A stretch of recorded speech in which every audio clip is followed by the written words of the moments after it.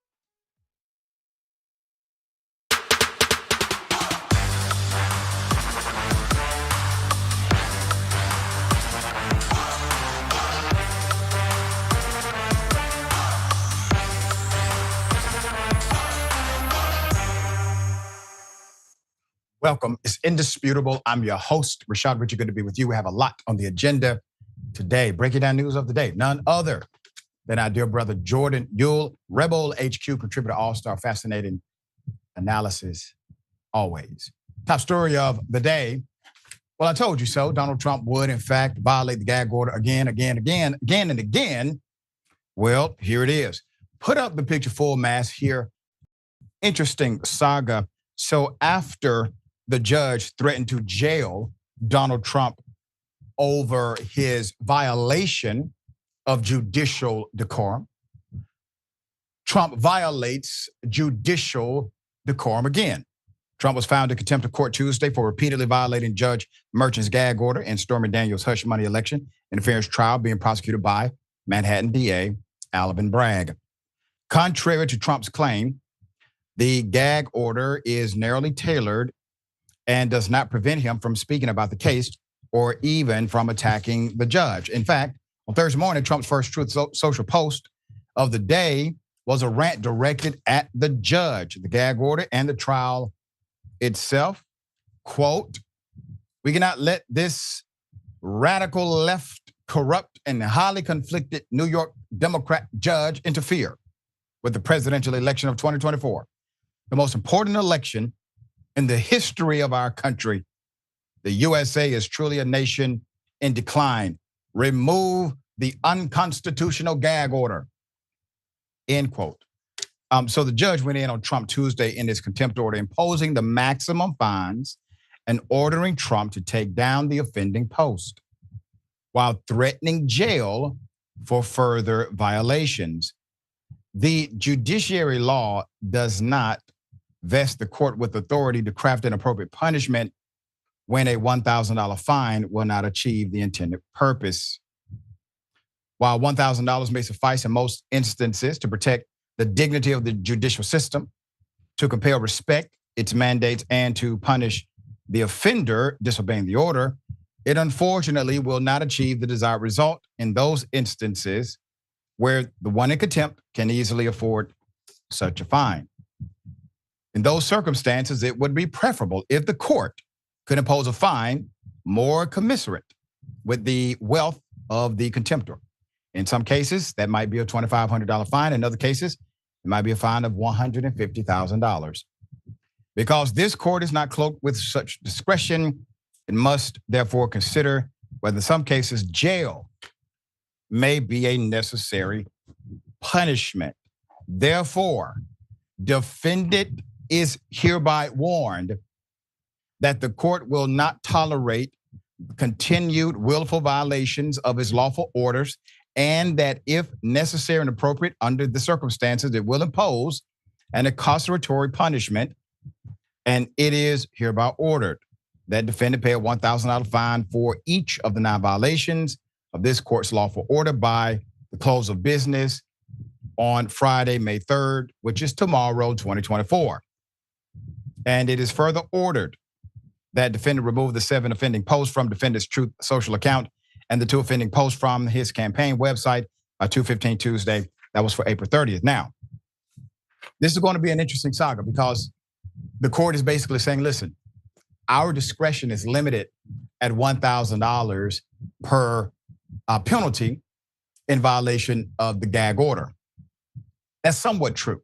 The judge does have the authority to suspend monetary fines altogether and to allocate jail as a penalty, period. Because the idea of a gag order is to force compliance from a defendant, sometimes a plaintiff, a defense attorney, or a prosecutor. It is to force compliance. It is to force compliance for a few things. Number one, they will say to protect the integrity of the judicial proceeding. But in that process, the judge has the authority and also responsibility to protect members of the jury, to protect witnesses. Looking at the severity of the violations, Trump has already violated both of those. He, the judge, is not protecting potential jury members or members of the jury. He is not protecting individuals who are witnesses because Trump has already talked about them in violation of the gag order. Now, if we're still talking about possible or maybe, or perhaps. I think that language, Judge, should be thrown out the window at this point, because now you're getting out of the realm of just judicial protection of the process. And now you have to protect the people who make the process work. And that is who Trump continues to attack. I get it. You don't want to make this about you, so you allow Trump to attack you. You don't want it to be about your family, so you allow Trump to attack your daughter. But when you allow Trump to attack witnesses and members of the jury, that should be automatic jail time no matter what, because you already knew when you told him $1,000 penalty will be your fine, that he will easily pay that with no problem and continue to offend. All right, Jordan, my point was when this first happened, if you're not going to enforce the penalty in a significant way, stop giving them out, because it makes Donald Trump look like a deity to his followers every time he does this and puts a judge, well, let's just say, in his place. Yeah, the judge is in a tough spot, because if he does send Trump to jail, Trump will use that for fundraising. He'll be seen as a martyr yet again. The right-wing media will run with that. It feeds into Trump's victimhood narrative. So I understand why it's a really impossible spot for the judge. And like you laid out, he didn't make criticism of him or his family off limits. It's about intimidating the jury. It's about intimidating witnesses, which Trump is doing to try to influence the outcome of the trial. The whole process is tainted. In a way, I kind of feel bad for the judge just for being in a really tough spot, because you're limited on what you can do. The fines can't exceed, what, 1,000, like you said. You're not really going to hurt him that much with these fines. But on the other hand, putting him in jail in some ways could help him politically. And as a judge, or as anybody who values the integrity of the judicial system, you don't want to see that process being manipulated, being used by the defendant, by anybody involved.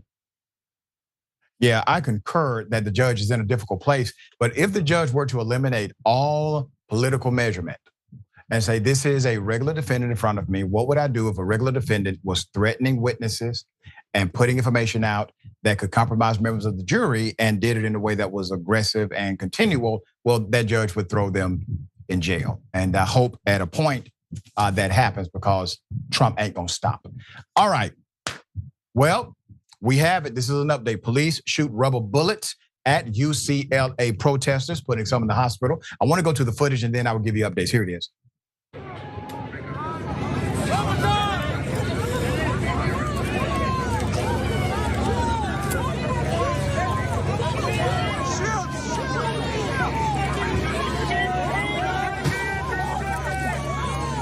So move back for your safety. For your safety.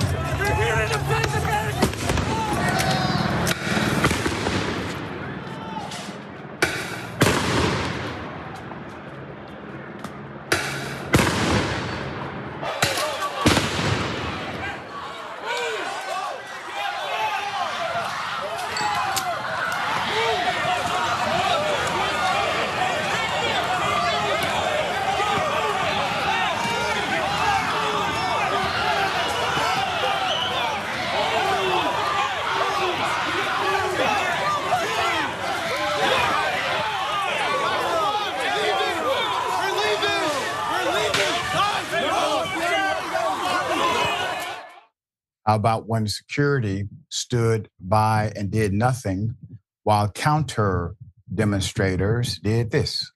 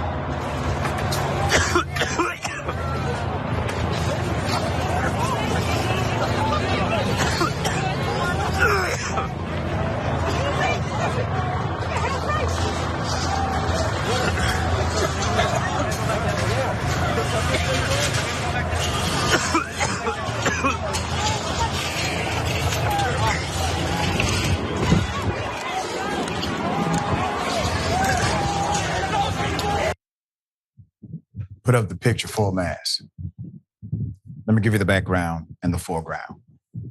Now, per NBC News, hundreds of people have been arrested in connection with UCLA's pro-Palestinian encampment.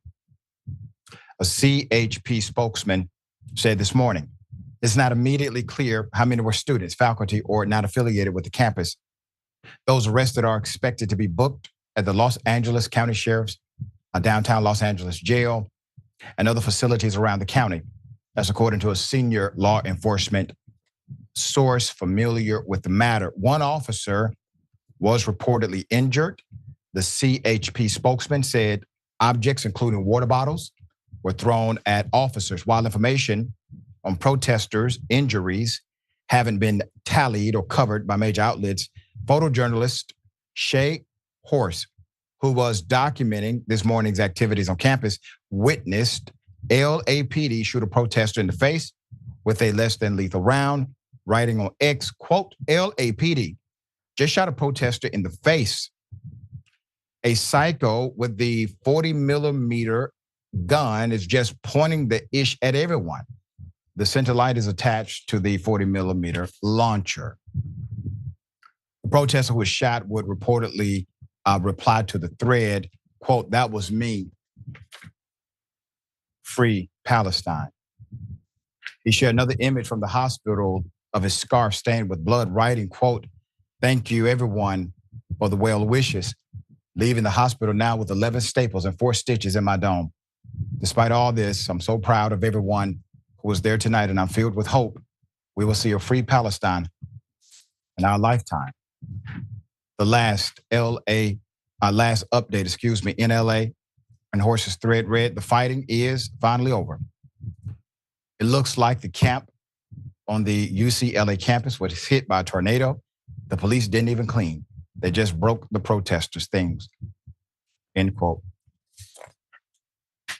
It is quite shocking and demoralizing that the chancellor notes only the anti-Semitism faced by Jewish students in fact, there has been a significant number of incidents of racism and violence against Palestinians, Muslims, and in fact, anyone considered a supporter of Palestinian rights, says Shireen Razak, a professor of gender studies.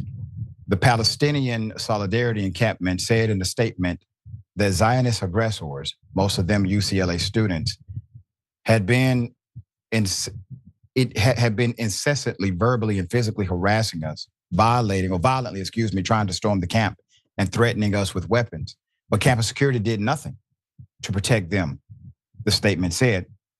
The group decried UCLA's movement to end the encampment as a cowardly intimidation tactic and in continuation of a long history of attempts to shut down student activism and pro-Palestinian voices. President Biden addressed the campus protest from the White House this morning, had this to say. We are not an authoritarian nation where we silence people or squash dissent. The American people are heard. In fact, peaceful protest is in the best tradition of how Americans respond to consequential issues. But neither are we a lawless country. Violent protest is not protected. Peaceful protest is. It's against the law when violence occurs. Destroying property is not a peaceful protest. It's against the law. Vandalism, trespassing, breaking windows, shutting down campuses, forcing the cancellation of classes and graduations. None of this is a peaceful protest. Threatening people, intimidating people, instilling fear in people is not a peaceful protest. It's against the law. Dissent is essential to democracy, but dissent must never lead to disorder or to denying the rights of others so students can finish the semester and their college education. There's the right to protest, but not the right to cause chaos. There should be no place on any campus, no place in America for anti-Semitism or threats of violence against Jewish students. There is no place for hate speech or violence of any kind, whether it's anti-Semitism, Islamophobia, or discrimination against Arab Americans or Palestinian Americans. But it doesn't mean anything goes. It needs to be done without violence, without destruction, without hate, and within the law. Mr. President, have the protests forced you to reconsider any of the policies with regard to the region? No. And there you have it. You see, the man that just spoke, the president of the United States, he's actually the cause. You see, the cause is policy. Students protesting to bring awareness to the cause, well, that's your effect. You think you can dissuade the effect without treating the cause. It will never work. And let me say this about Biden's commentary in reference to protest.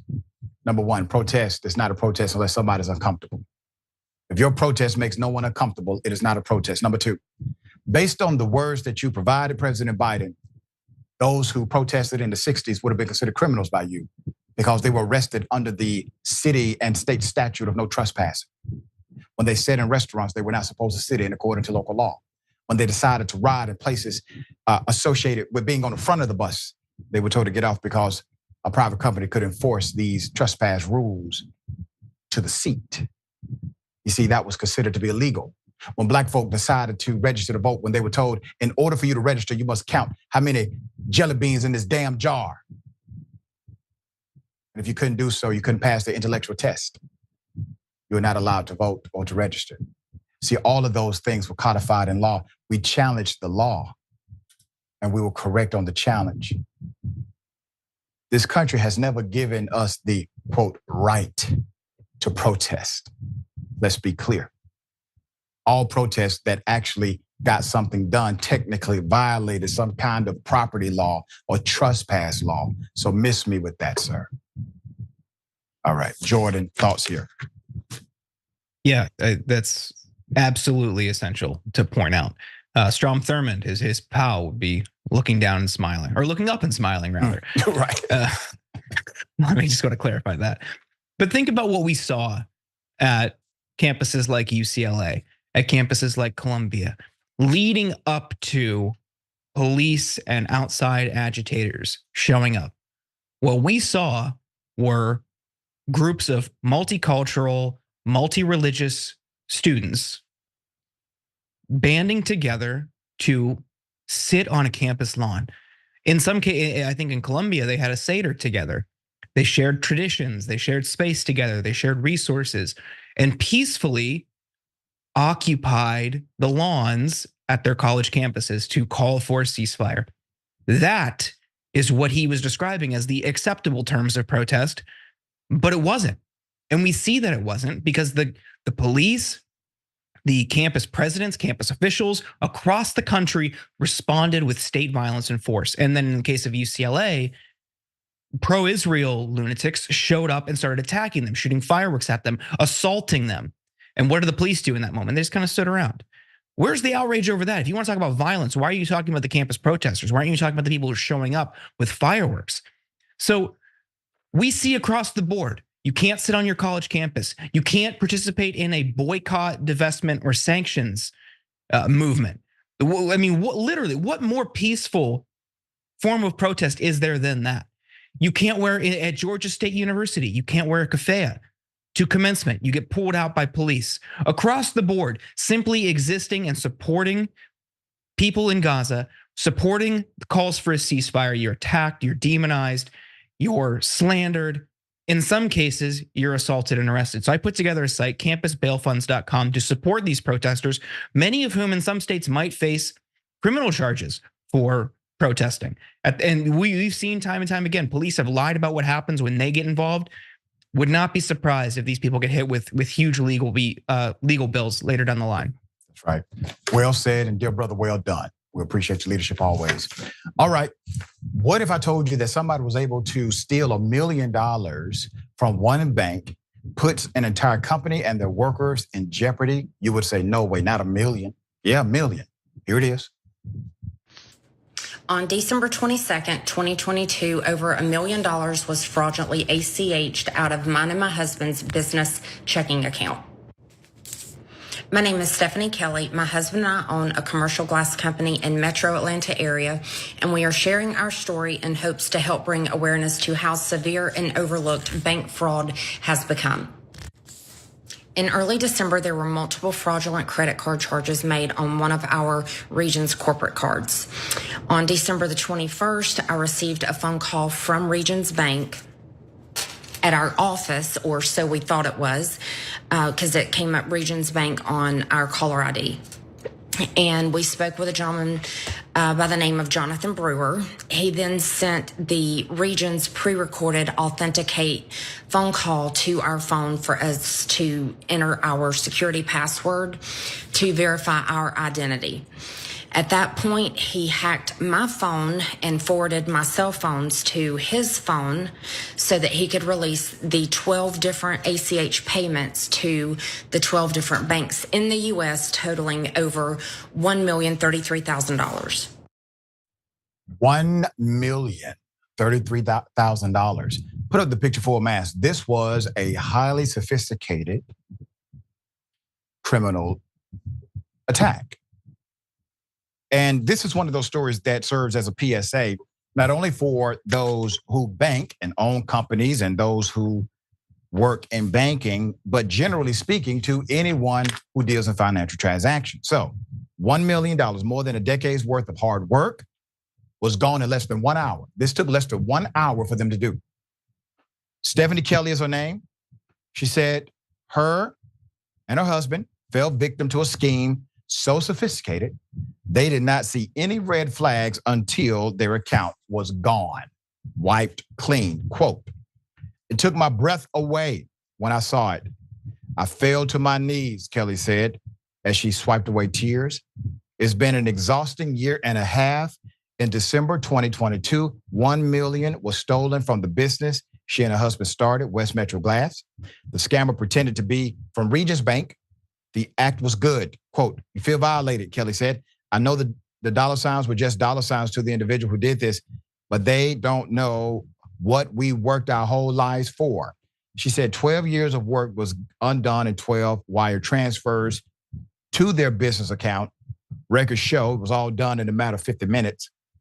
Quote, "While 50 minutes may not sound significant or a long time to most people, to some people it could mean everything they ever dreamed of having their whole lives taken away," said Kelly. She said it started with what looked like a bogus purchase charged to one of their corporate cards.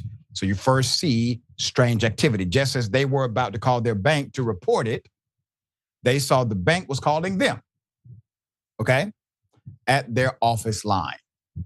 Kelly said the caller ID showed the bank's number, and the man on the other end identified himself as a Regions employee.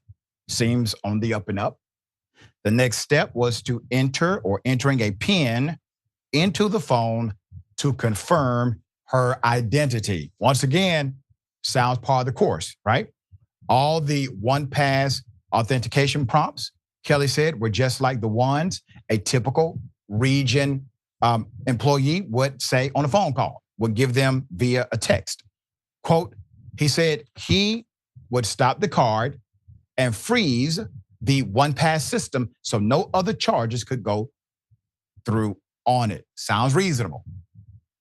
She thought her problem was solved, but that's when she realized her phone was acting up as it could not receive incoming calls. Then they noticed another purchase on the card they were assured was stopped. So this time, Kelly called the bank herself. Quote, "I called the number on the back of the card and we explained everything to her. And when I heard her go, my soul left my body. My mind did not automatically go to the checking account, but I knew something was wrong." She said their money was gone. They immediately reported it to their bank and the Douglas County Sheriff's Office. Quote, "My husband and I went without our salaries to make sure our employees were covered. And thank God we had reserves," she said. "Our businesses may have had to close their doors. They have been able to get back about $600,000, but are still out more than $300,000. Regions Bank told them whatever was not recovered would be lost." She shared a story on TikTok where her videos have now received more than 1 million views. All right. This was a very sad story. Obviously, it could have been much worse. This was a saga that could have put a lot of people out of work. We are familiar with this company in the Metro Atlanta area. But the fact that the campaign against this company was so successful in that 50-minute time frame is indicative of protocols and safeguards that definitely should be in place. Because you have to imagine, if anyone is transferring $1 million from a bank account, and this is not their traditional behavior, that there's an algorithm that will say, oh, wait a minute, you gotta stop. We need to verify some things. You have never done this in the history of the existence of this account. Why are you transferring $1 million in less than 1 hour with 12 transactions? Regions Bank did not question it. The bypass was already set because of the initial con that was done. And according to Regions Bank, well, they're probably not going to get any more than the 600,000. So Jordan, I didn't know that banks still allowed this without a direct person being at the bank. On one of my cards, if you charge more than $500, I have to go through so many prompts on this damn text message in order to get that $500 approved, because it's outside of what I normally would spend at one time. So how did the $1 million thing happen? All right, what say you? That's a great point. At some point and at some threshold, you would think that the bank would do something about it or require an in-person arrangement.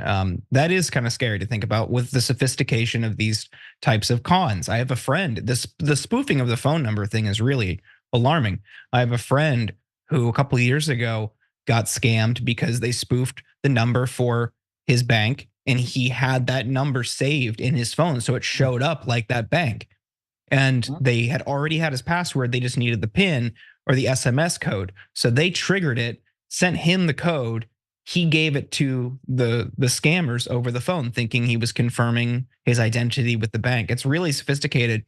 The best thing you can do in these situations, if something fishy is happening, you get a call from them or something like that, hang up, call the local branch directly or call the number on the back of your card directly and make sure that it's true. That's the easiest thing you can do to verify. That's right, well said. And that was the encouragement, obviously, from this reporting, that the best thing to do is to tell the person, listen, I don't want to say I don't trust you, but I got to hang up. I'm going to call the bank myself. If that person is a legitimate employee of the bank, they're going to completely understand, all right? Okay, we got more on the other side. It's indisputable, stick and stay.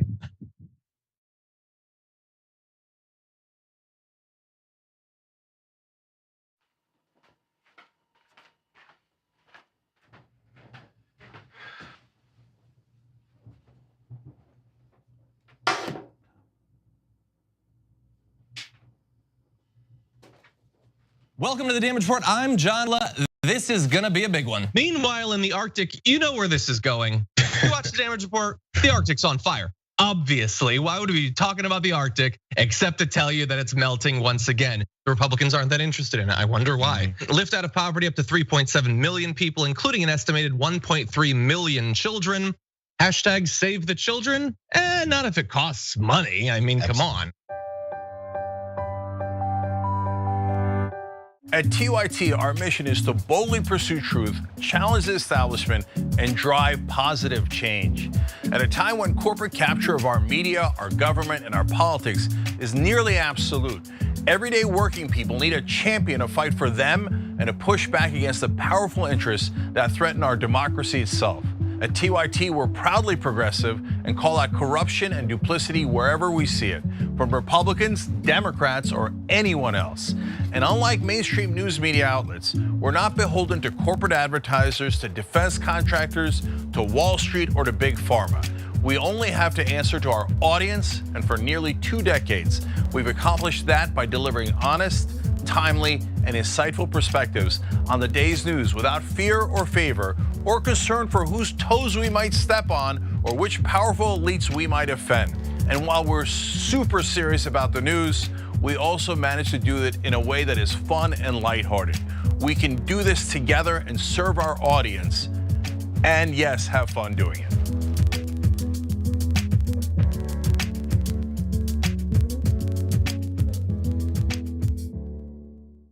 Indisputable is still the fastest growing news show in America compared to CNN, Fox News, and 30 other networks. We tell the truth on Indisputable because the truth is indisputable.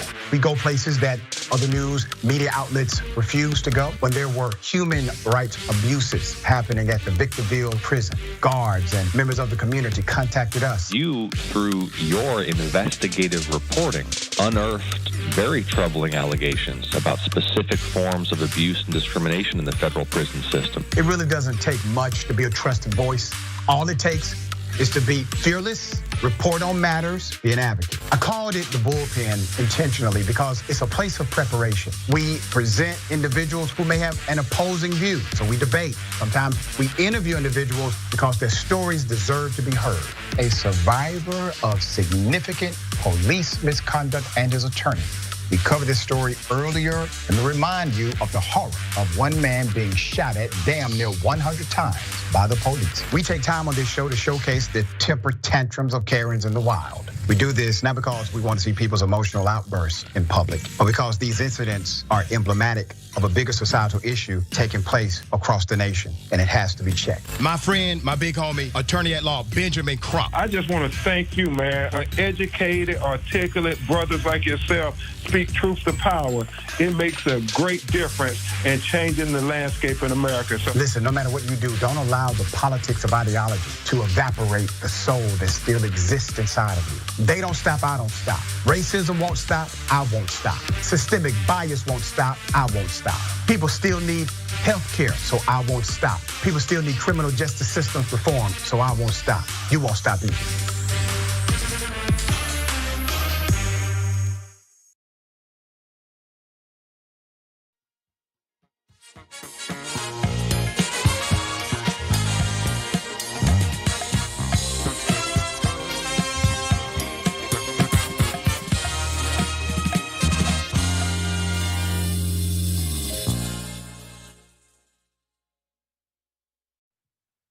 All right, welcome back. We got a lot of show left. Let me read some of our comments. Always thankful for the commentary. All right, Wolf Dragon, Donna, Jordan, did you say campusbailfund.com? It says site can't be reached. Can you give out that site again, Jordan? Yeah, campusbailfunds.com. It's just a list of links that go directly to the student groups. All right, and that's funds with an S, right? Yeah. Got it, okay. And next, TOT reported no one deserves to have their lives threatened because they're doing their required civic duty. Yeah.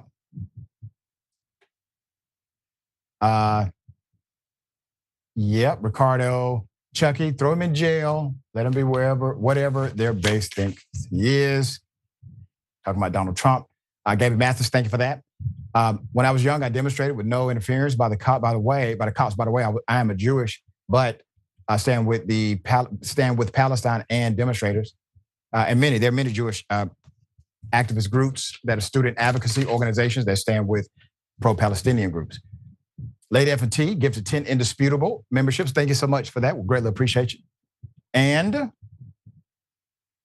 this is, I think it is Saitan D. Welcome to Indisputable. Thank you for joining us. And Miss Tasha G. gifted 1 indisputable. Thank you so much for that. All right, got something for you. Ladies and gentlemen, I wish Karen would. You want to call the police on them for having a barbecue on a Sunday. I feel free! Back off! I'm going to tell them there's an African-American man threatening my life. These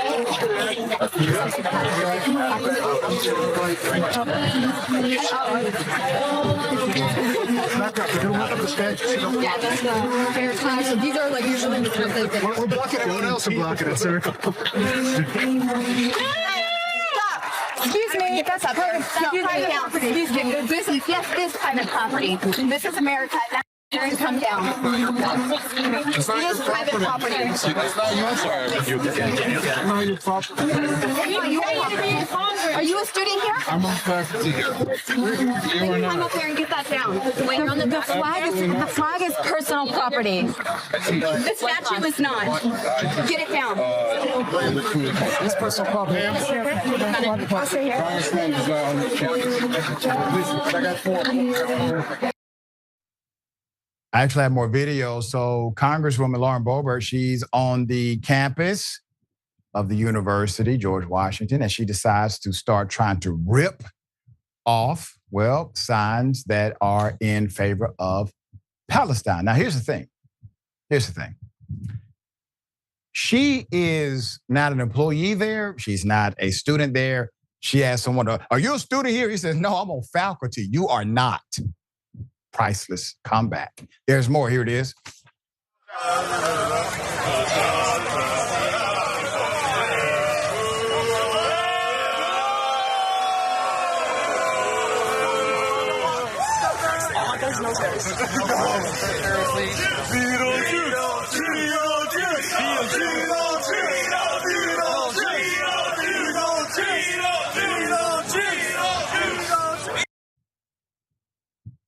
Beetlejuice.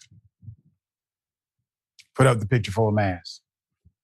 Now, for those who are saying, well, she had a right to be outraged and to try to rip it down. It was a disgrace. What if it would have been a pro-Israeli flag? You think she would have had the same response? And then she told them, basically, she was going to take away their funding. Congresswoman, now you're in violation of a very fundamental principle of America, violation of free speech. You cannot utilize the government in order to punish someone because they disagree with you politically. But that is exactly what you threatened those students with at that campus. Who's really upholding the law here? Representative Lauren Boebert, Republican, never wanted to shy away from a camera, ventured on Wednesday to the pro-Palestinian encampment. She went there knowing what it was at George Washington University. She was on campus where she was quickly filmed trying to tear down a Palestinian flag. As I said before, if it would have been an Israeli flag, that would not have been her response. Boebert was joined by some of her GOP colleagues, including Representative Byron Donalds, Republican out of Florida, Anna Paulina Luna, that's Republican out of Florida as well, and Oversight Committee Chairman James Comer, Republican out of Kentucky. Boebert walked through the encampment, and when she came across a statue of George Washington covered in pro-Palestinian flags and other symbols, she attempted to take down the largest flag. A protester tried to stop Boebert and told her this was private property. The Hill reported that Boebert later addressed the protesters and threatened university faculty present with Congress cutting their funding. Quote, if the faculty here, or many are involved in this right now, I had people proudly saying that they are faculty and not wanting to remove a Palestinian sign from George Washington's statue. If they don't want to do something to address this, well, then kiss your federal funding goodbye. Boebert said, once again, complete violation of law and constitutional order. You cannot utilize the government in order to penalize another entity or individual for exercising their freedom of speech, their freedom of political ideology, their freedom of political ideological speech. You cannot do so. We live in a nation that respects the flag more so than what makes the land or the country what it is. You got to think about the irony of it all. There was a time in America, if you were burning the American flag, you would go to jail. Remember that? If you burned the American flag, you would go to jail. Now, why is that? Because we live in a world where people care more about symbols than what those symbols are supposed to represent. You see, the American flag was supposed to represent unity of these states. It was supposed to represent the blood, sweat, tears, sacrifice of men and women who died, made a sacrifice, the ultimate sacrifice, so that we can have this yet to be United States of America. It was supposed to symbolize something great, but the symbol is only an expression of the real idea of us. But it seems as if the symbol is much more important than the idea of people. But without people, you have no symbol. Without a land, you have no flag. Without a country, you have no expression. So how is it that our symbols have become the primary focal point, and we have dismissed the reality of humanity or being decent to each other? All right. Jordan, thoughts here? Yeah, I never want to hear about free speech, and especially free speech on college campuses from conservatives ever again, especially over the past few weeks, but certainly since October 7th and the student protests that have been organized since then. So they've made this like the hallmark of their culture war for the past couple of years, introducing bills, and then governors in red states took this issue up, proudly declaring themselves defenders of campus free speech. Of course, it was always for conservatives. It was for conservatives who have abhorrent views, who were experiencing social stigma at worst on college campuses, and these politicians rushed to their defenses. Now you're seeing when it's about this war, when it's criticizing Israel, when it's criticizing a lobby in AIPAC and in other pro-Israel organizations who donate to their campaigns and fund their campaigns. Now when you're criticizing them, well, the entire school should just lose federal funding. And you see how disingenuous this whole thing was. And unfortunately, many people in the media and even like highbrow magazines and you saw these think pieces about campus free speech time and time and time again. They fell for it. Yep. Yet again, they fell for another bad faith right-wing culture war. And here we are. Very well said. Obviously, we shall see if there's an update to her threat against the university. All right. Well, disgraced producer sues makers of Quiet on the Set docuseries. Hell of a thing for the pitch full mass. This is guaranteed not to go well. Per HuffPost, once prominent kids TV producer, screenwriter Dan Schneider is suing the producers behind Quiet on Set, The Dark Side of Kids TV. This is a docuseries about the alleged sexism, racism, and abuse of child actors. We've heard this for many, many, many years. Some have talked about it in interviews. They are adults now, but they talked about it in ways that definitely warranted further investigation. So several child actors from Nickelodeon shows that under his leadership, the suit shows the defendants, in which include Warner Brothers Discovery, Maxine Productions, Sony Pictures Television, and others, was filed in Los Angeles. This is to, I assume, protect his name. So this Superior Court filed it more than a month after the docuseries aired on March 17th. The portrayal of Snyder, according to the lawsuit, is a hit job. 58-year-old Snyder seeks financial compensation and to remove or edit parts of the series and the trailer. Snyder is known for numerous Nick hits, including, quote, All That, iCarly, Drake and Josh, The Amanda Show, Victorious, Zoe 101, and Kenan and Kel, very popular programs. He did not appear in the 5-part series, but several former child actors shared their experiences on the sets of some of these shows. The series also showed imagery of Snyder cozied up with some of the young female actors on set and several other clips that appear to show young actresses feeling uncomfortable in his presence. Subjects in Quiet on Set also described Nickelodeon as a workplace that was hostile and discriminatory against women. Sources on the show said that Snyder frequently required the women on set to massage him. Nickelodeon reportedly cut ties with Snyder in 2018. The company had investigated Snyder for alleged sexual abuse, but found only that he had been verbally abusive to employees, according to Business Insider. After the series dropped, Snyder apologized for his behavior that was depicted Quiet on Set, and vowed to hold himself accountable for how he acted on his Nickelodeon shows. He taped a 19-minute interview that was posted on YouTube in which he says, quote, watching over the past few nights was very difficult.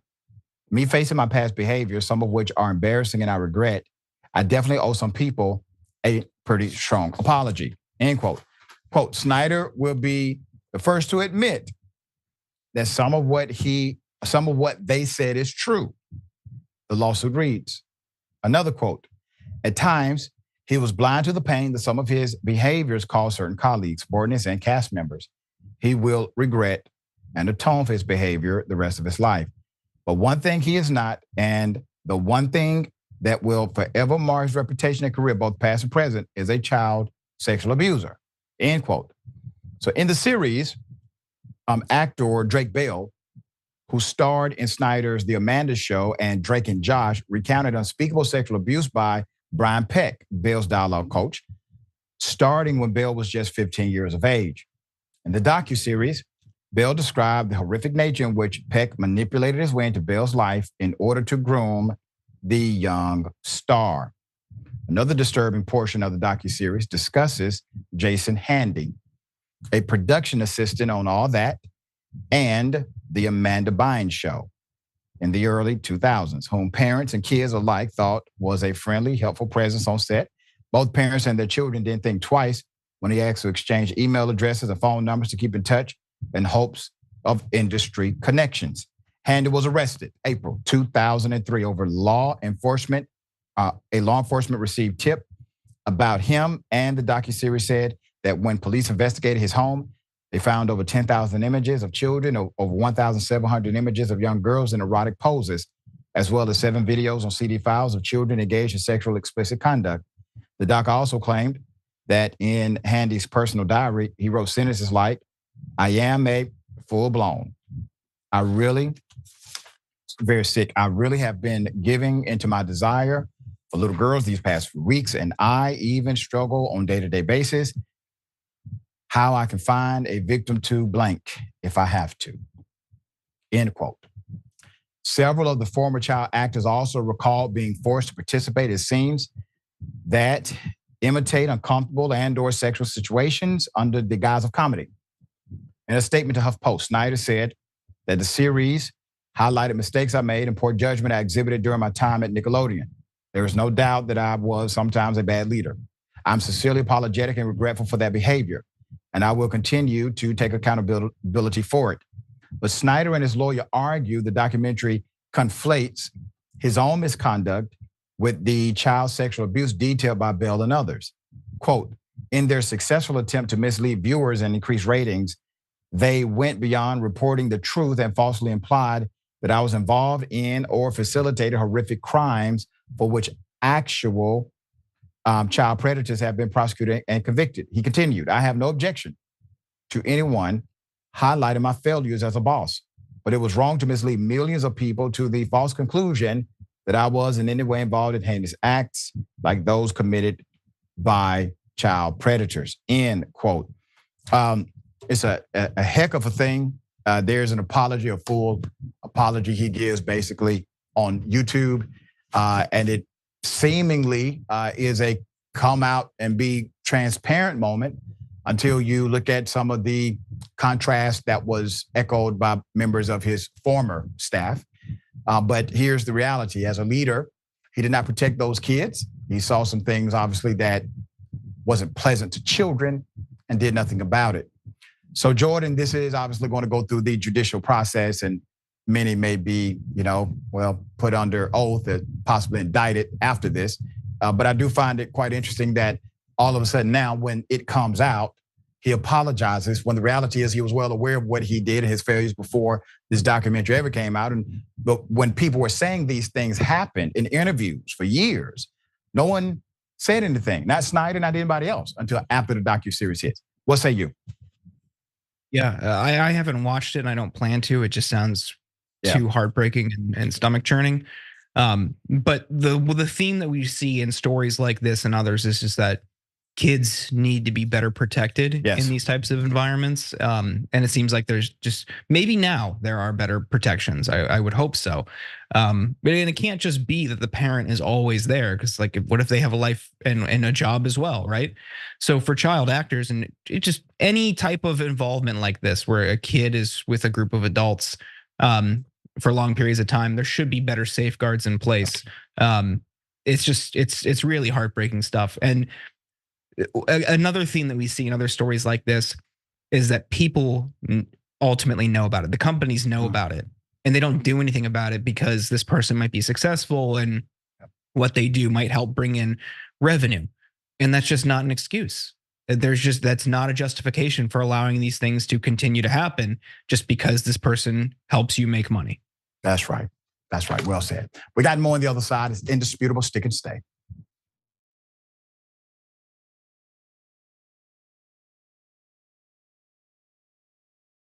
Do all of you know the Young Turks?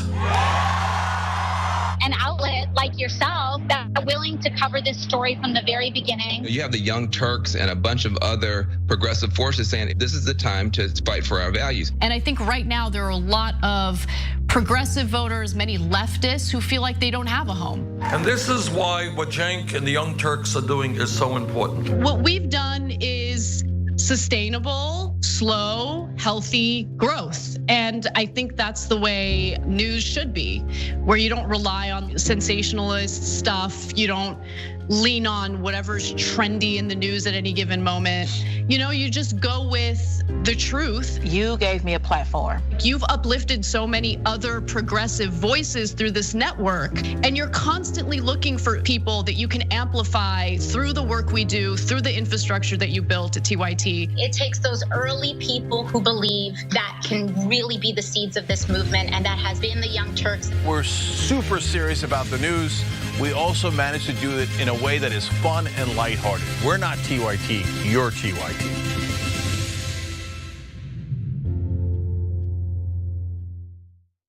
You are the media revolution. You are much needed. TYT, TYT. The place is like 95% TYT on. You guys, the Young Turks, which is my favorite channel, we're getting that message out. Cenk and the Young Turks do an extraordinarily good job. No matter what mainstream media says, you have to listen to the Young Turks. All the people who support us on the internet, that's what gives us strength. That's what allows anyone who was in there who was undecided to think one side seems to be winning. They seem to have a bigger army. There might be a reason for that. So thank you guys.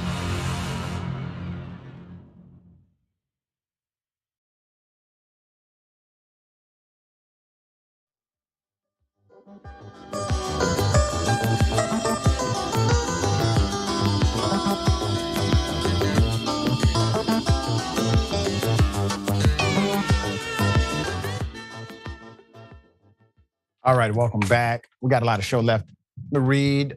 Some of these amazing comments. Got to kind of be quick. Okay. Yep. Ramzeg, Bobo, you do believe in being hands-on, don't you, Boebert? That's right. I had to remember the thing that happened back at the movie theater. I like what you did there. All right, and Jenna, X-Ray Dragon, Dirty Dan, Despicable Dan. I grew up watching a lot of his shows. He used kids and parents that could be manipulated and separated easily. See, he admits to that. He said, no, I did all of that. I'm just talking about the other stuff. All right. There's a judge who got into a fight with his neighbors and police. Well, he gets to keep his job. Yes, here it is. My friggin' She's good. No, Ma'am. you're not doing nothing. Hey! Arrest me. Hey! We're not doing this right now. Hey! We are not doing this. No. Dude, keep your hands off. You better get off my wife. Dude! She's going to cuffs. Do not Listen, my daughter and my son-in-law are both Buffalo police officers. I know. And I'm calling right now. Dude! Would not want them putting your head. Somebody putting their head. Dude, you are not going to fight a cop. Hey! You arrest my wife, you're going to be sorry. And trust me, my daughter's a police officer, my son-in-law's a police officer, my and if someone was screaming at your daughter and approaching her like that, she would have done the same thing. No, you grabbed my wife from over there and dragged her over here, which was not necessary. Okay. So you need to chill out about that. I have a camera, so it's all documented. I don't care about your camera. Just give me a little constructive criticism, dude. Okay. Okay? Let me give you some constructive criticism. You want to drop another copper's name? You want to scream about, Gamal, you're the mayor? Why don't you shut and you keep that quiet. Shut your goddamn mouth. Put your hands right back. Put your hands right back. You want to be difficult? You want to say all these coppers? I know all these things. No, you want to make us look dirty? Is that what you want to do? So how am I helping you now? Tell me, how can I help you? Shut up and let me talk to you, you old geezer. Shut up and let me talk to you. Since you had so much to say and you touched a cop. So let me talk to you. Okay. God. Let me talk to you. Guy! Quiet! No! You're not done talking yet! See, that's what happens when you run into someone just as egotistical and maniac as you are. You understand what I'm saying? That's the kind of judge I need Trump to find. Right there. That type of judge. All right? Put him up full mass. So the cop had enough with that judge okay? Because that judge, well, State Supreme Court Judge Mark Grisanti in New York was caught on camera, body cam video. He shoved a cop after brawling with his neighbor. This is a violent suspect now, police harassment included. He got into a fight with his neighbors over a parking spot, but he will remain on the bench regardless. The New York State Commission censored the State Supreme Court judge, but decided that he could, in fact, keep his job. 6 members voted to censor the judge, while 4 wanted him booted from the bench. So basically, this is a formal declaration that a judge is guilty of misconduct, but it does not require suspension or removal. So basically, a big nothing burger. The ruling stems from a fight in Buffalo. It's a Buffalo neighborhood that Judge Grisanti and his wife had with their neighbors, the Melees, on June 23rd, 2020. In an interview, Gina Melee said that the Grisantis had come home drunk to find a car belonging to one of the Melee's family members parked in front of their home. Surveillance video shows a shirtless judge and his wife confront their neighbors and trade some vulgar words before the entire party starts throwing punches. During the fight, Grisanti's wife bit Mrs. Melee's husband, bit him, which Grisanti praised. She had no choice, really, but to bite him, Grisanti said, according to commission documents. And I'm glad she did, end quote. Police arrived to break up the scene. Body cam footage shows one officer physically struggling with Mrs. Grisanti to handcuff her before taking her to the ground. That's when the judge stormed toward the officer and decided to shove him. Judge Grisanti was detained, placed in a police vehicle where he's heard name-dropping more high-profile local state officials. He's closely connected, like Buffalo Mayor Byron Brown. After Erie County prosecutors decided not to charge Grisanti, the Melees filed a complaint with the Judicial Commission, which took 4 years for them to respond to or resolve. The State Commission also discovered that Grisanti presided over 8 cases involving a lawyer who bought his law practice. The attorney purchased the firm for $50,000, but continued paying Grisanti through 2019. Grisanti never disclosed the extent of their financial ties. So he's getting money from the person in front of him. The New York State Commissioner's statement read, quote, the multiple day hearing featured testimony from lawyers, court personnel, and other judges that Justice Grisanti is an exemplary judge who is diligent, hardworking, and courteous. Today's decision concludes that, on balance, Justice Grisanti's conduct during a 2-hour period of 1 day, compared to his excellent record as a judge, does not warrant removal from the bench. Wow. You guys do believe in progressive justice. So let me say this. If there's a really, really good guy, okay, he had a bad day because he has no money, he has no transportation, and he has a bad day. But when you look at what his mama them say, he's a good person. Will you take that into consideration next time you sentence somebody to years in prison? Because obviously you understand what progressive justice is when it comes to one of your own. All right, there's more. So today's decision concludes that, on balance, Justice Grisanti's conduct during that 2-hour period, 1 day, compared to his excellent record as a judge, does not warrant removal. Now, the Grisantis aren't strangers to public brawling. Here's the thing. In 2012, the couple got into a fistfight with members of the Seneca Nation, a black tie event at a casino in Niagara Falls. Grisanti was a state senator at the time. He claimed that he and his wife were attacked and beaten. When he stated he stepped up to defend his wife, some witnesses claim he was actually the agitator, the New York Times reported. Yeah, let's put him up. Michael S. Cashman is the chair of the New York State Commission, and Michael J. Keene is the district attorney of Erie County, New York. Look how they came together to protect one of their own there. It's very magical stuff, isn't it? Jordan, the fix was in when, to me, when the cops did not go ahead and just really throw the book at him, because he did physical assault a police officer. It was in the commission of their official duty. And they did have the right to subdue an individual who was violent and aggressive toward another individual and themselves. So everything was within the context of law. There was nothing that was extreme. They did not violate anybody's rights here. And the judge still got away with assaulting a cop and neighbors. What say you? It's just another instance of people who are in positions where they purportedly uphold or enforce the law. It demonstrates that they are above it and they aren't bound to the same rules or laws that the average person is. Just trying to think, if anybody else, just a average person, someone who wasn't a judge or someone who wasn't a cop, did that, what would happen? What would that outcome be? It sure wouldn't look like this. And in many cases, they'd be lucky if they were still alive today. So it's a total double standard for people in these positions. And the consequence is it leads to many people rightfully not having faith in these institutions. I would argue a lot of this needs reformed or changed, and in some areas abolished. But until we even have just basic ethical standards and consistency, we're just not going to have what I think many people want, is an actual pure judicial system. And we just can't have that because the people in power are too corrupt. That's right. And I'm okay with the grace being allocated. I just want it allocated to the right individual who deserves it, right? Not just because somebody has a position of power and that's your buddy at the cocktail party. Okay. Well, here it is. Marilyn Mosby, former prosecutor, is now talking out about her prosecution and also hopes that Biden gives her a pardon. I'm actually with her on this. Here's some of the interview. Here it is.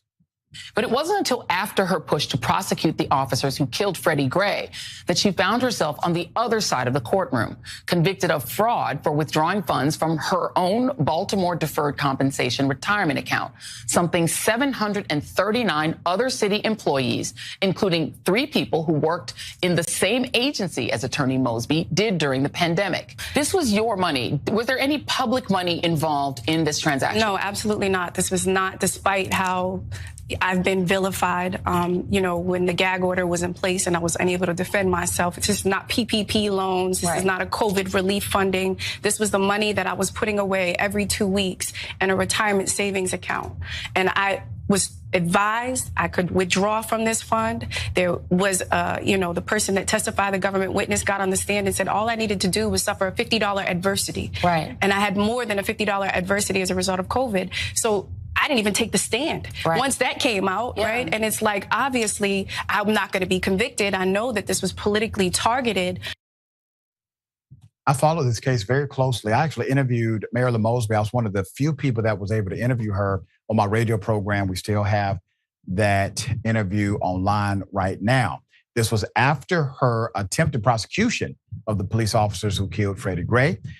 And she was in the state of Georgia and decided to sit and interview with me. I thought it was a fascinating interview. I also understood the nuances of the case and never believed that she would have been prosecuted given the fact that she was advised, the person that advised her incorrectly perhaps did take the stand and say, I did advise her she could do this legally. And it was her money. It was not someone else's money. It was her money that she set aside every 2 weeks in her own retirement account. Here's more. Talk about this, because you do say that you've been targeted. And why do you think that happened? Because the thing that changed between you indicting those officers in the Freddie Gray case and this is the president changed, the Justice Department changed, and Leo Wise got a lot more power. Talk about that a little bit. So, I mean, I think that you've kind of touched upon all of it, right? Like when you look at the policies that were being implemented, not only did President Trump say, I need to prosecute myself, but 2 months after, Larry Krasner from Philadelphia and I called him out in the Washington Post, they started this investigation. And who was Larry Krasner? Larry Krasner is a Philadelphia district attorney. Right. Is that you did have, the governor of Florida, Ron DeSantis, dismiss 2 prosecutors he claimed were George Soros progressives. There is this sort of, Bill Barr railed against you by name and others, saying that what you all were doing, disrupting the system in favor of the incarcerated, was destroying the system and you all needed to pay for it. Do you feel that that you are part of that? I mean, he made it very clear in February 2020 when he addressed the sheriffs of America that these rogue social justice prosecutors, we will do anything by any means necessary, whether jurisdictionally or any individual politician that comes in the rule of and goes between the rule of law. And so that's exactly what they have done, right? They've targeted me.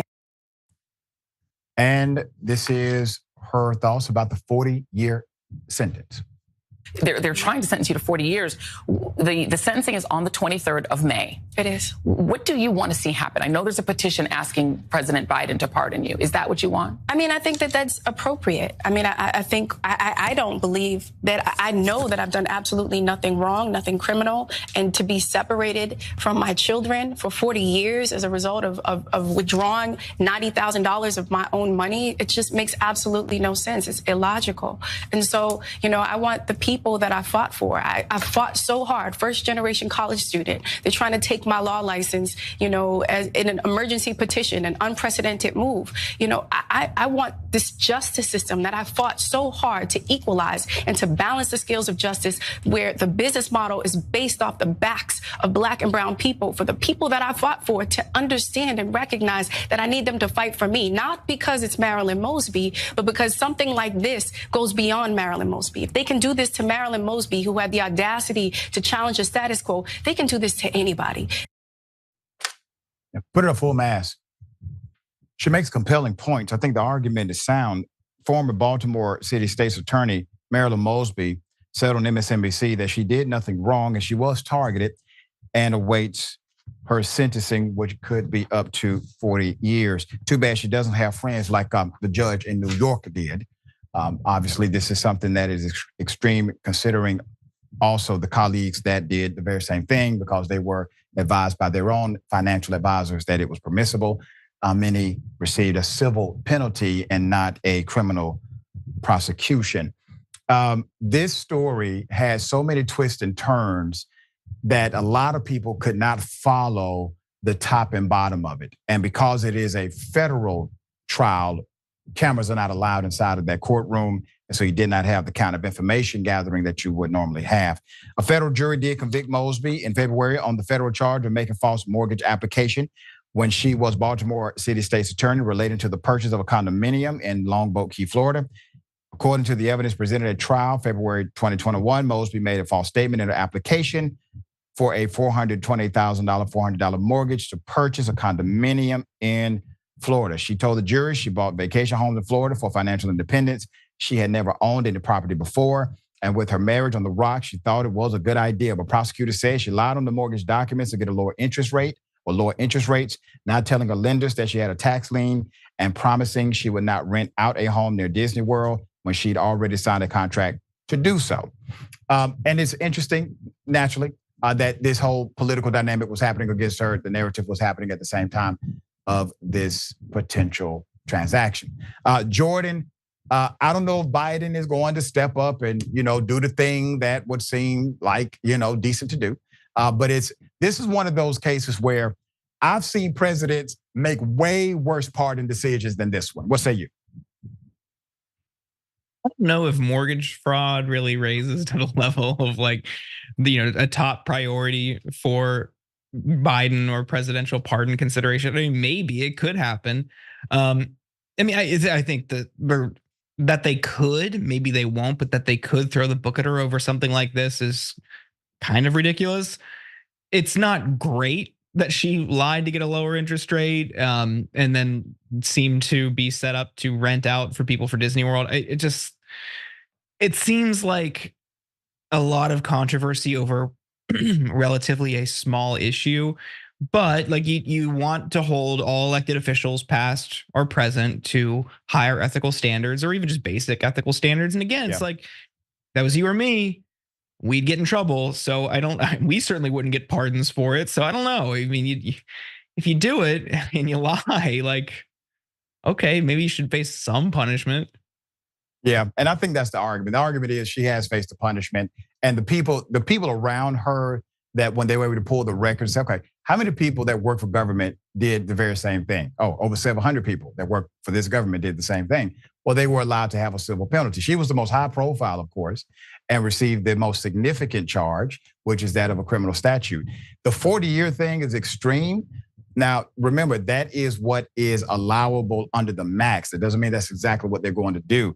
But the fact that you could get 40 years for something that the person next to you got a civil penalty for is quite extreme. And I do believe it is somewhat tied to the political reality of her prosecution of police officers. All right, we'll see. The update will come soon. Hopefully Biden will respond one way or the other. We got more on the other side. It's indisputable. Stick and stay.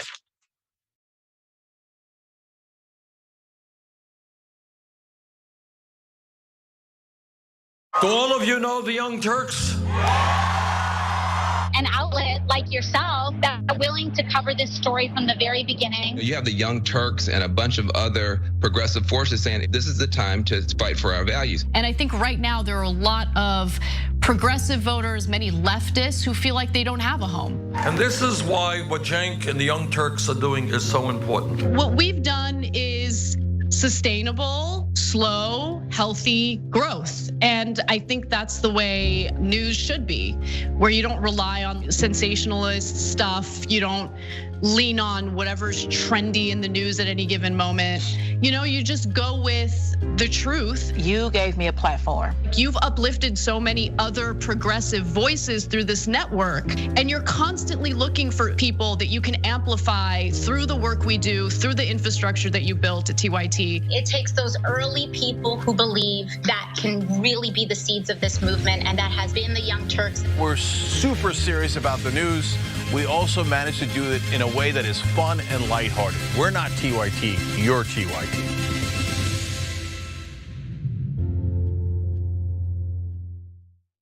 You are the media revolution. You are much needed. TYT, TYT. The place is like 95% TYT on.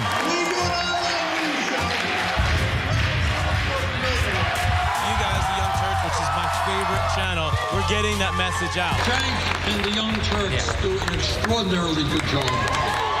No matter what mainstream media says, you have to listen to the Young Turks. The people who support us on the internet, that's what gives us strength. That's what allows anyone who was in there who was undecided to think one side seems to be winning. They seem to have a bigger army. There might be a reason for that. So thank you guys.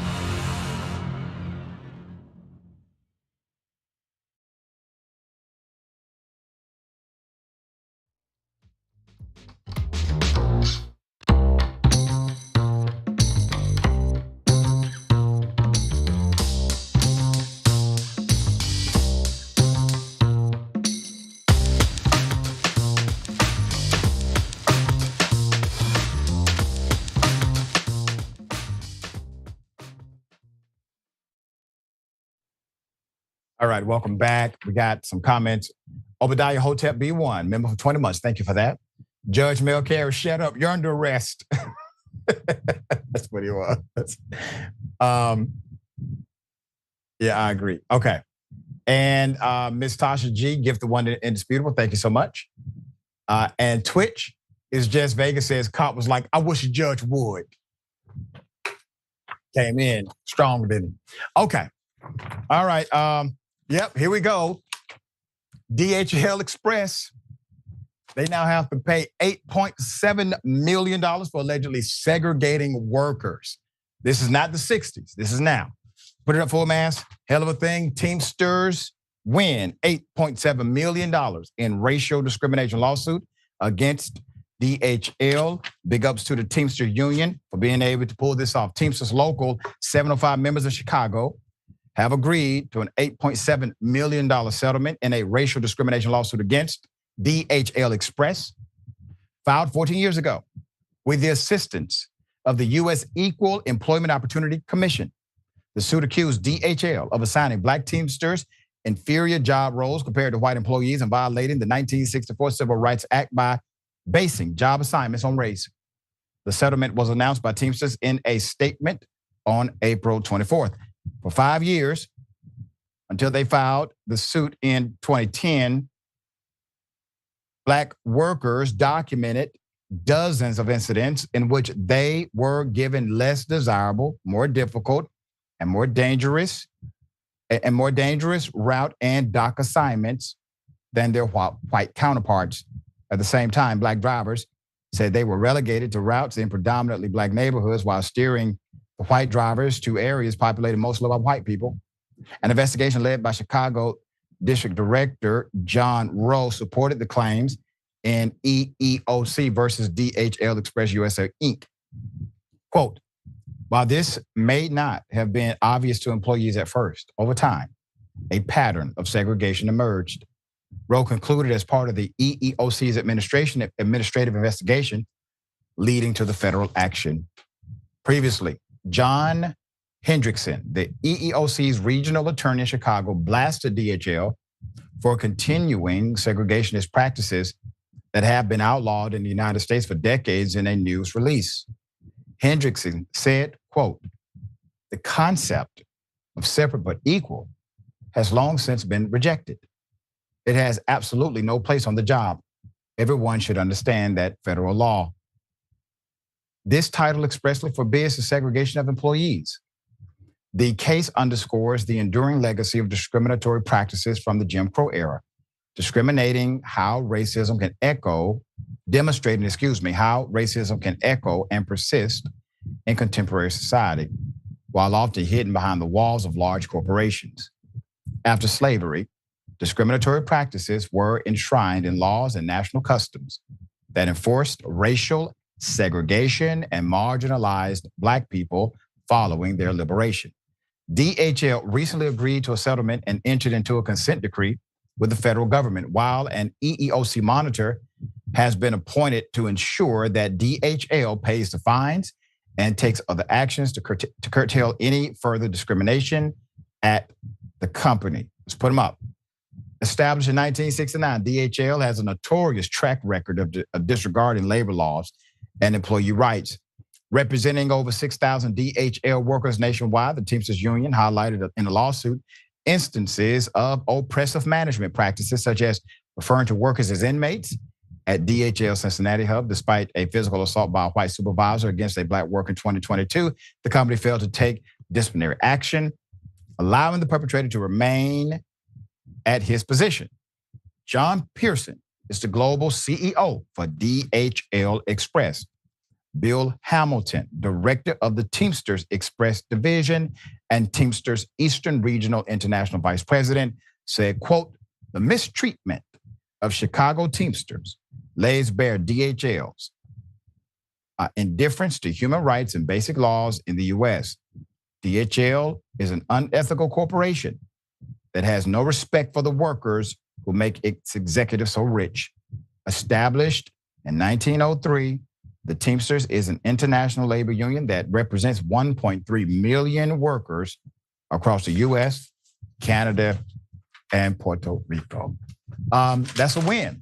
That's a win for the Teamsters. I have some members of my family who are part of the Teamsters Union, and they are active members of their local. All right, Jordan, thoughts here?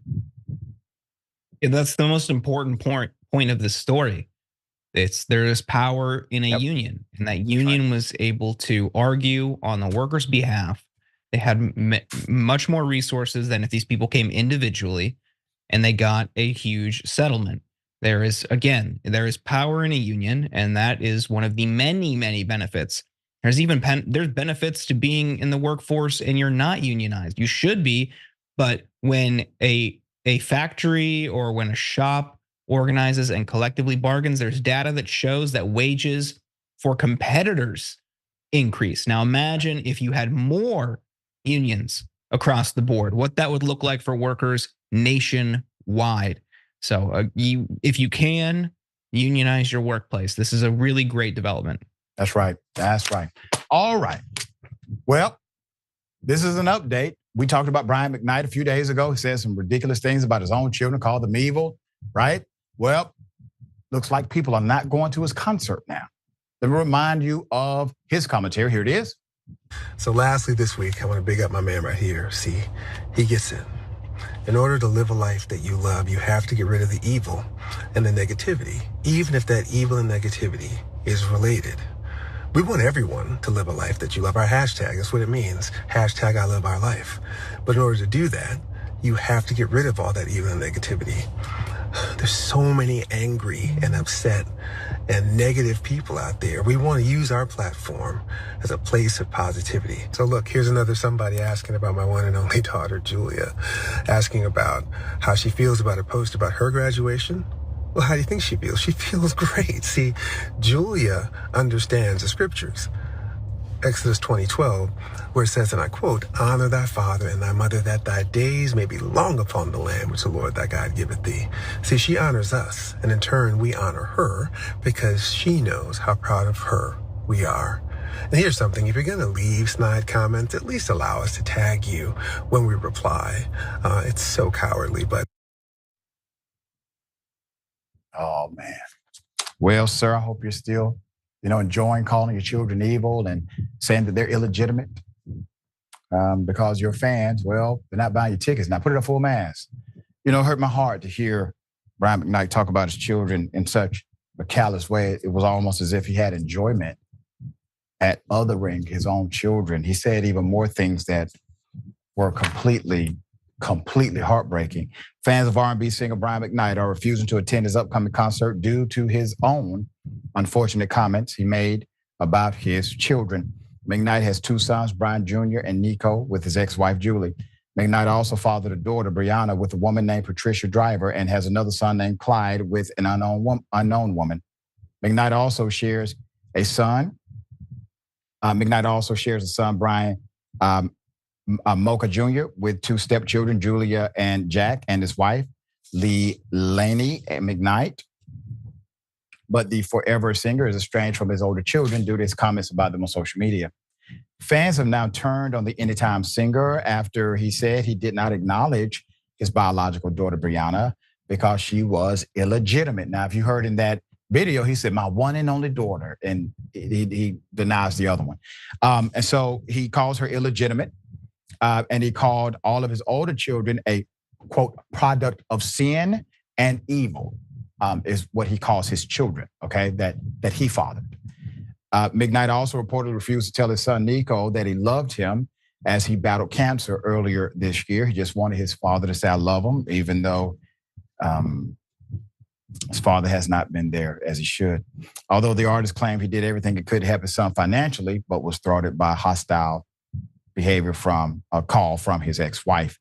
The Detroit concert venue shared a promotion for McKnight's show on Facebook on April 23rd, along with a picture of the 54-year-old singer. However, fans swiftly rejected McKnight in the comment section, and they did not mince words. Wouldn't even go for free, replied one Facebook user. Another fan wrote, sir, absolutely not, along with a gift from the text, hell no.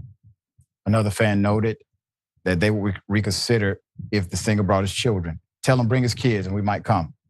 Ain't nobody coming to see you, old Otis, added another. Another fan joked, I know good and hell well, this ain't Father's Day weekend, is it? No, he needs to start back at one and put his kids first. I'm good, added one Facebook user. Quote, Brian canceled himself once he canceled them kids, echoed another. Sad, man. You know why your fans are responding this way? Because you build a fan base on love, Brian. You build a fan base on love songs. And the people that connected to you because of that commonality of love, the belief in it. And also the belief that you believed in it as well. Once your fans understood that you did not really believe in love as they understood love, your fan base is now, well, they're heartbroken and upset. For me, I'm a passive listener to your music, sir. I think you're talented. I think you have enjoyed many blessings in this life. I feel for your children because I understand what that means to want someone to love you, and they won't. Parents are supposed to love their children. And sometimes, dear brother, it's okay to take one on the chin for your own seed. You don't have to respond to everything. Sometimes wisdom is what's needed. All right, Jordan, thoughts here? Yeah, I think that's a good point. Living your life in public for that long is certainly extremely complicated and warps your perception and understanding of reality and what you need to make content about or respond to. But to put your kids on blast, even if you don't like your kids. Like, why do that? That's so strange to me. It's unfortunate. I'm sure there's much more to it. We don't need to know. We don't know. And I really don't need to know. It's his family. It's his family's business. But like putting your kids on blast like that is really strange. I feel bad for him. And I was gonna make the start back at one joke until someone in the comments. Someone else did. I know. Yeah, they beat me to it. That was my go-to line when I was prepping for this. So, oh well. Every line has already been said, brother. Look at the comments. Yeah, they've exhausted all of them. All right, Jordan, always good to have you on the show. Always a pleasure, my friend. Tell people how they can follow you. Check out your great work. Thank you for having me. As always, it was great. You can check out my podcast, The Insurgents, at insurgentspod.com. All right, and remember, take care of yourself, take care of each other, take care of the planet. Remember, the truth is always indisputable.